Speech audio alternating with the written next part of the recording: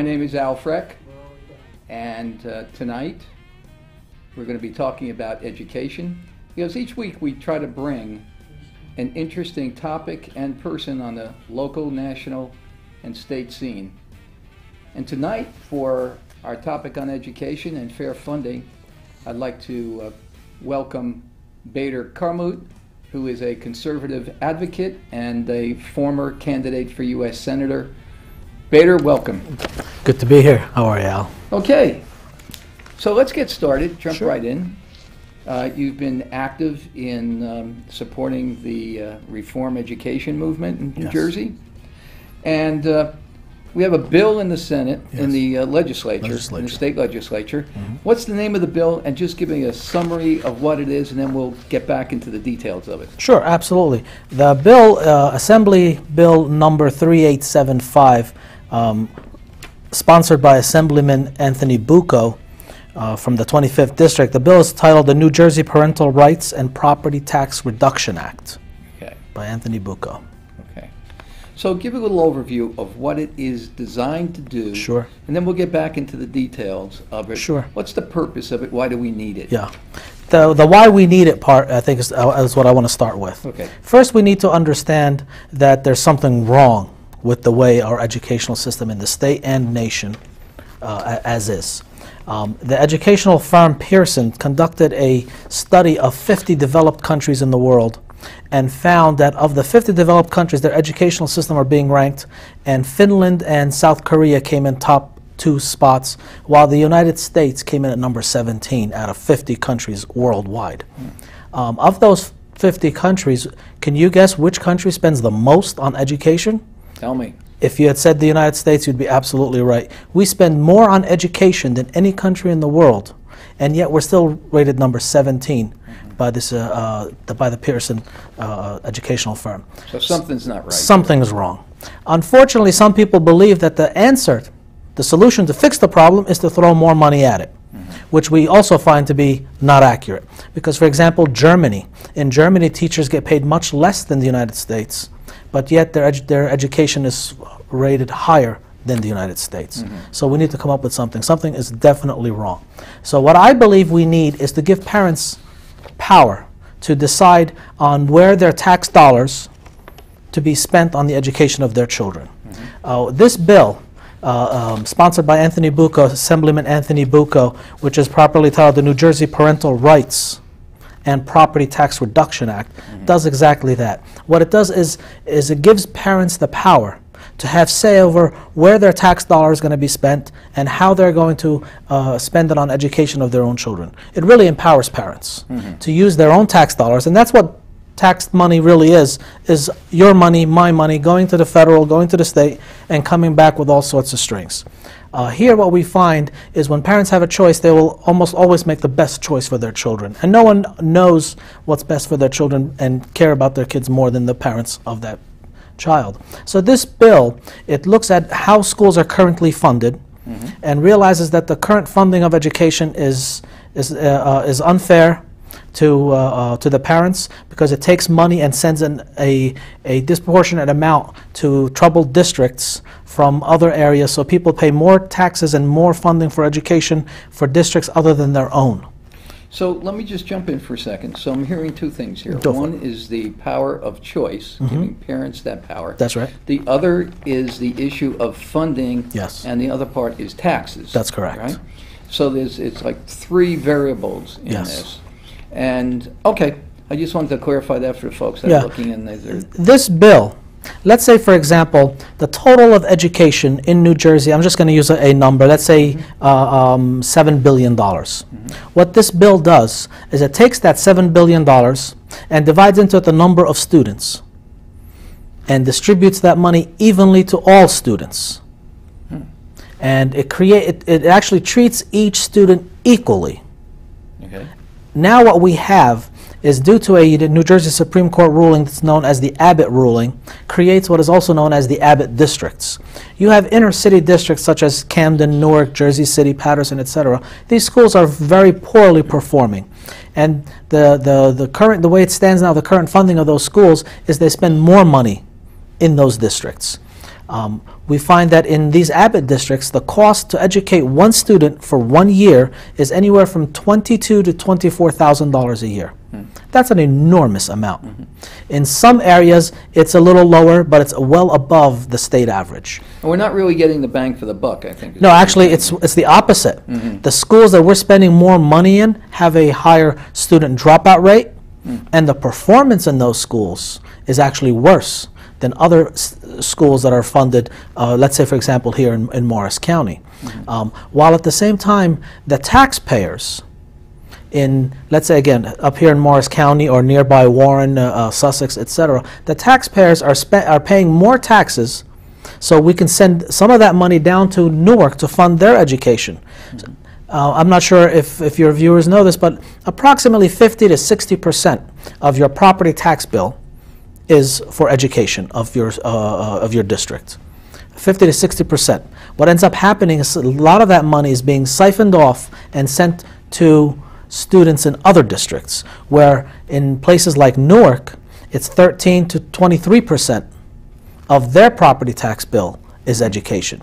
So why the enormous gap? What they find is that we are getting a poorer education. We're paying more for, and not getting that bang for. Actually, it's quite the opposite. Something is very wrong. What is wrong? Obviously, we can look at the breakdown of the family. We can look at the breakdown of respect for teachers and the institutions, and there's other societal issues at play, without a doubt. And I think the breakdown of the family is certainly one of them as well. Well, we're looking then. We're looking certainly. One thrust of the bill is to improve education for all children. Yes. And to equalize the distribution of funds or money among the citizens and the families in the state. That's Is that right? That's exactly right. Okay. Now let's get into how this would work. Sure. Okay. So let's go step by step. We'll take one piece at a time so people can understand what it is. So go ahead. How would it work? First and foremost, it empowers the parents. It empowers the parents to take their children out of a troubled school and send that child to another school of their choice. It could be for various reasons. Their child could be being bullied and being not in any way treated properly at the school that they're in. It could be a lot of crime in that school. It could be for various reasons. The school itself could be failing. So a parent would have the choice of taking their child out of that school, and in doing so, the money follows the child. Because right now, if you want to send your child to a different school than, let's say, wherever your district school is, you not only have to pay the property taxes to fund the district school that you're not going to use, but you have to also pay tuition for the school that you want to send your child to. So it's a double hit. A double hit. Right. You're being double taxed. The tax for the public school and the tax again to send your child to the school of your choice. What this does is it lets the money from the state, which is really your money in the first place, follow your child to whatever school you believe is best for your child. Right. So a parent decides, I want to send my child to another school. Yes. Do they decide what school to go to? Do they have to make an application? Do they have to get permission to move them? How does that work? Yeah, there's paperwork involved, and the school that they're sending to has to be approved school. I mean, it can't be just any old, anything that just passes. No, it has to be approved by the state as a institution of education, that it has to follow criteria of what they teach and the standards to which they teach. And we find, generally speaking, that parochial schools and other schools actually outperform our current public schools. So it's not a step down. If anything, it's a step up. So this would be for public or private? Correct. Right, okay. Correct. So a parent decides that. Now they want to, what's their next step? They find a school that is an approved school. Correct. What do they do next? Well, they apply to that school to send their child there, and the school accepts their child, and now they notify the school, the district that they're in, that they want those tax dollars up to a certain capped amount. Let's say the school I want to send my child to costs much more than the allocated amount to educate my son or daughter at the district school. The district school is only responsible up to the capped amount. And then I'd have to pay the difference. The state provides to that school? Correct. That amount would be the cost of educating all the children in the school, the budget, the education budget divided by the number of students, and not more than that. Okay. So when the child moves to a different school, and if that different school costs more, the parent has to pay the difference, which is perfectly logical. I can certainly understand that. And if it costs less, the parent doesn't get to keep that. The sending district maintains that difference in the amount. So there's a savings.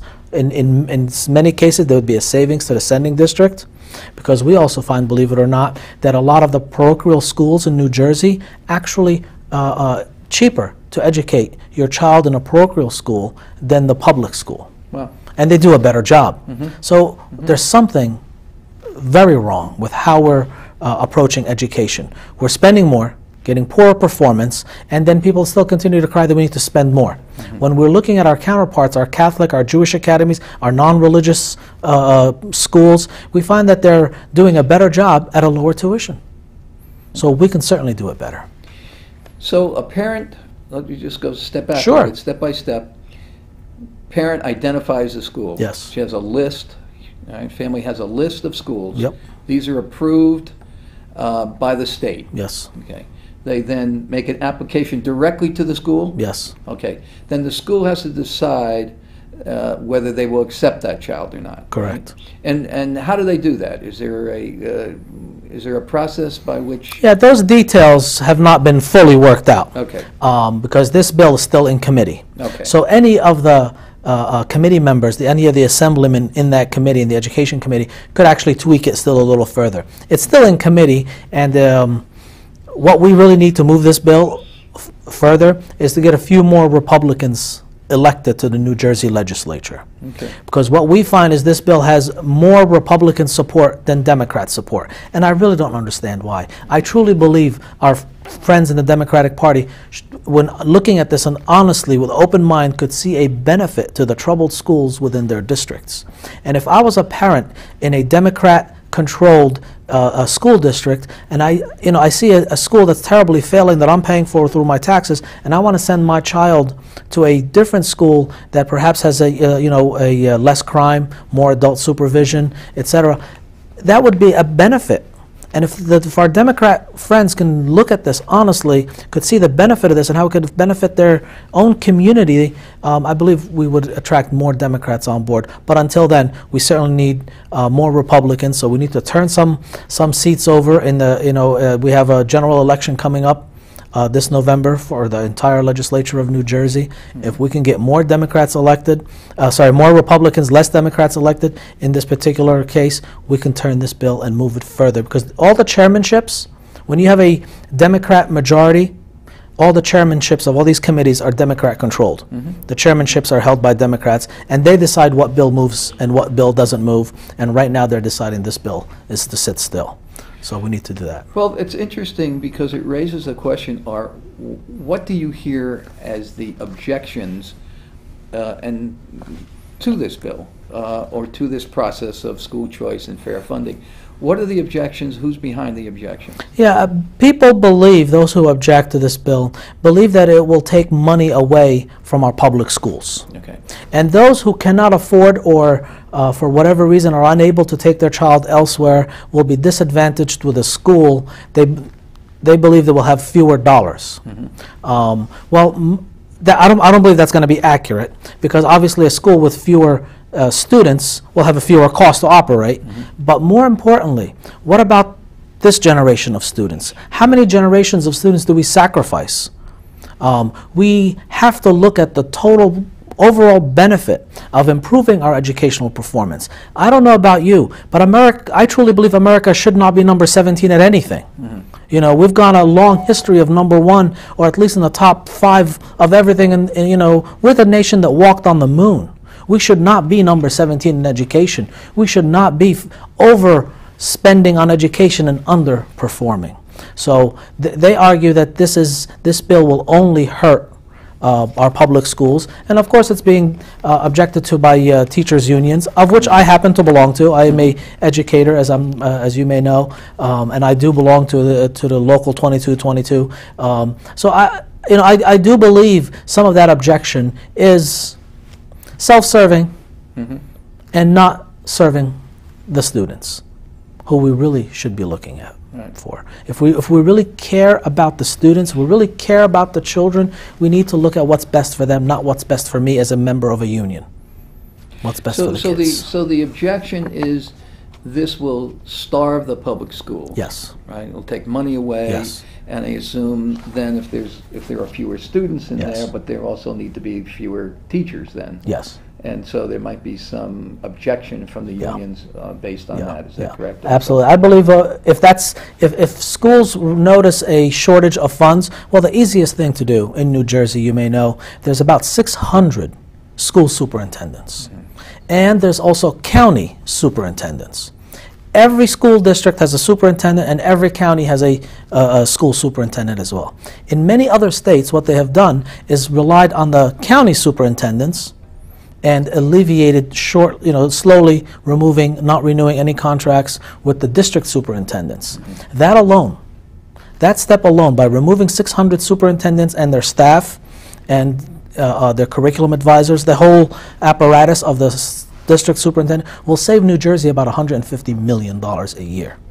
Wow. That's a large chunk of money that we could be saving. So people who are looking at the detriment of such a bill, how it could hurt the funding of our public school systems, are not realizing there's ways we can save. There's an enormous amount of duplicative services. When you have a county superintendent, we have a school superintendent, every school has a principal, assistant principal. There's an enormous amount of payroll that we can be looking at on streamlining, fine-tuning, getting rid of the duplicative services, and really focus on the student.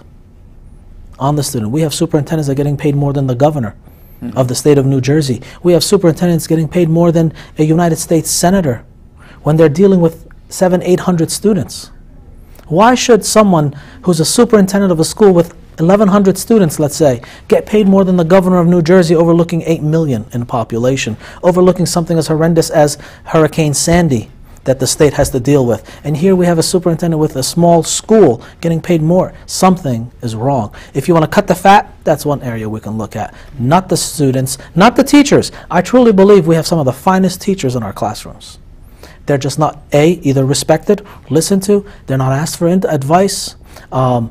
So what we need to do is focus on teachers, take care of our good teachers. As an educator, I believe the most important thing is to take good care of our good teachers and have an expedited way to remove our bad teachers that are among us. We cannot allow bad teachers to stay teaching because of union rules where it has to take so long and so much of a process, and then if anything, they're removed into a non-teaching paid position. So why should we pay a teacher who's, for disciplinary issues, is removed from the classroom and then pay another teacher to do their job? So there's an enormous amount of waste. It's interesting because I've heard more than once, heard many times really, that when you talk to the rank and file teachers, they're not happy with non-performing teachers either. Correct. But it's difficult for them to speak out. They have to work with those teachers. Yes. And the leadership of the unions would not smile upon those who might criticize other teachers. Yeah. Just like in the medical profession, a bad doctor is bad for all doctors. In the educational field, a bad teacher is bad for all teachers. So it is in our best interest to remove those bad apples from among us. Now, we talked about the pushback from some politicians from the unions. You've had a chance to speak to parents about this. Oh, sure. And what are you hearing from the parents when you put this forth? I'm very positive. In a nutshell, very positive. Something that parents, I believe, would absolutely love to see happen, not only in New Jersey, but nationwide. Not only here in the United States, but is happening elsewhere. The same Pearson study that I mentioned at the beginning also looked at what is effective in some of these other countries that are outranking the United States. And truly what they found is the countries that perform better than the United States have more school choice. So the answer is right there for us. We just have to capitalize on it. Countries that have more school choice for the children actually perform better. We have almost a monopoly. And those who go outside that monopoly end up paying double for it, like we spoke earlier about the double taxation aspect. So parents welcome this. They know that if they send their child to a school that costs more than that cap, the dollar amount that's allocated by the state that currently costs to educate each child, then they would have to pay the difference. But they're okay with that because most are actually already paying double anyhow. So it's very, very well and warmly received. So a family, a parent would be limited only by the amount of money, the difference between what they would get. So if it was Correct. a very expensive school, private school, they still might not be able to go there because the amount of money Correct. right would be known. But that would be the limitation on that. Correct. Right. And so it's kind of amazing. We've been fighting this battle for quite a few years now on how to reform our education system.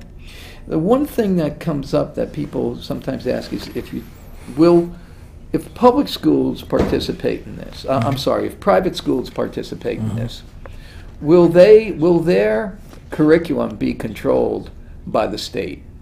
Since there's state money, will they be regulated? Will they have to teach certain things even though they might not want to teach those subjects? Yeah, that's actually a very good question because, as you know, whenever money comes from government, it always has strings, but government forgets where that money came from in the first place.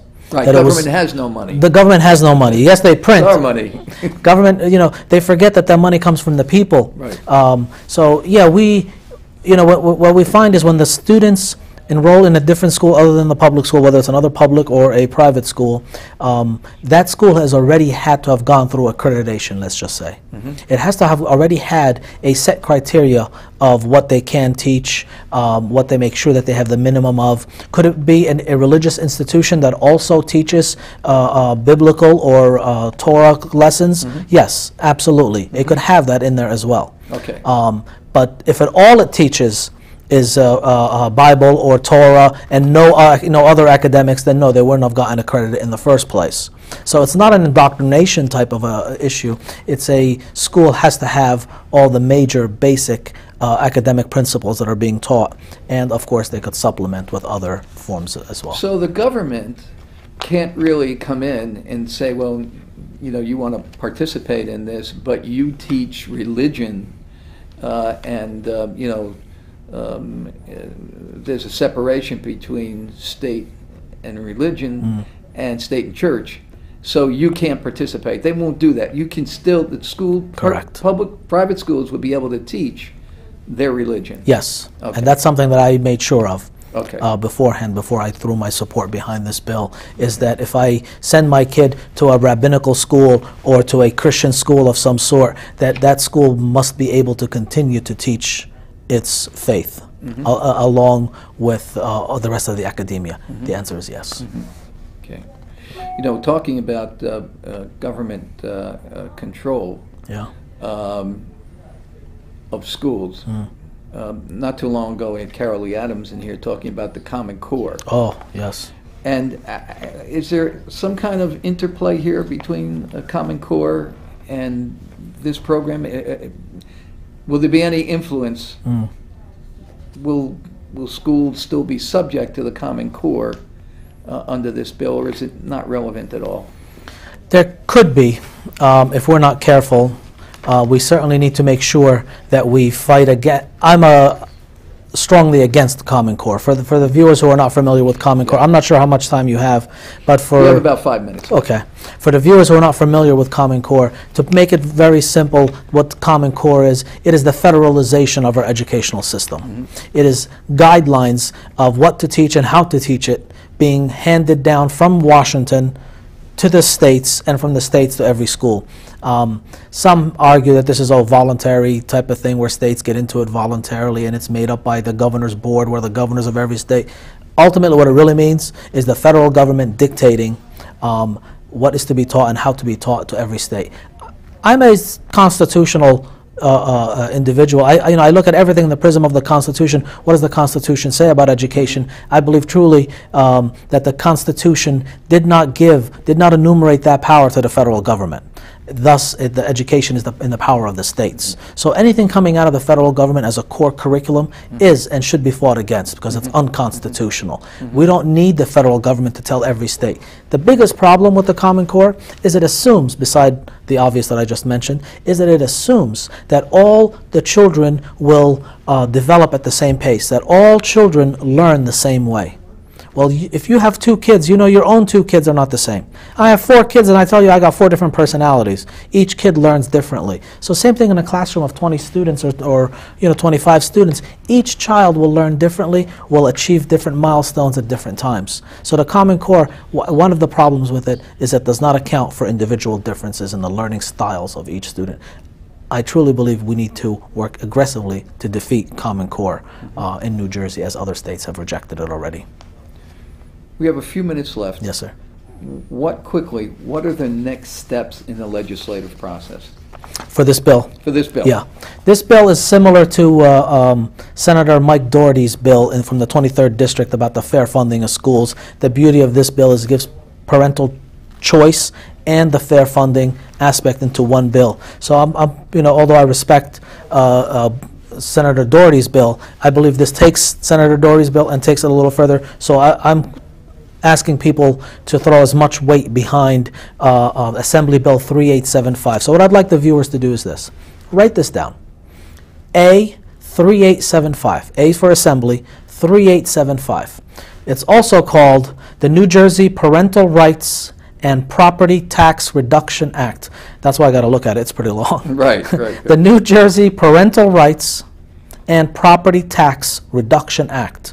The number changes from time to time, but the name will stay the same. So it's important to write down the name. New Jersey Parental Rights and Property Tax Reduction Act. Write that down. Call your assemblyman. Call your senator. Especially the assemblyman, because this is still in assembly, but the Senate has a copy of it as well that they're working through. It's in committee. Ask your assemblyman to co-sponsor this bill. Asking your assemblyman to co-sponsor, it gives it more co-sponsors. There's about a half a dozen or so, give or take 1 or 2. There's about a half a dozen co-sponsors on this bill. The more co-sponsors we can get on this bill, the more pressure we put on the chairmanship of the committee to look at it, to move it forward. And what we need to do is move it out of committee onto the main floor. And people can suggest ways to perfect it and make it stronger and make it better. But the viewers, please, call your assemblyman. It is A3875, the New Jersey Parental Rights and Property Tax Reduction Act. Have them co-sponsor. Bader, we're just about out of time. Yes. But I want to thank you for coming in today, because I think people will pay attention to, number one, people are interested in education. They're also interested in property tax reduction. Yes. This bill combines 2 of them, Absolutely. and I think that grabs a lot of people's attention. So at this point, I want to thank you again for coming in. Thank you. It was great to have you here. I'm sure we'll be hearing more about this. Yes. Love to have you back sometime. And I want to thank everybody for looking in tonight. Hope you enjoyed it. It's very, very interesting. Stay tuned in to what's happening on this front. And remember, you can find out more about the program and about what we're doing by logging into campusteaparties.com. That's campusteaparties.com. Thank you, and see you again.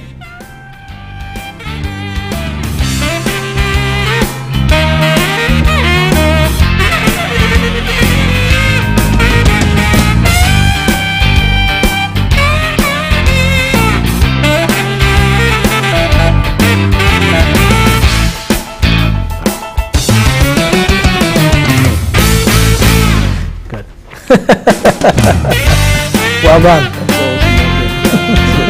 Well done.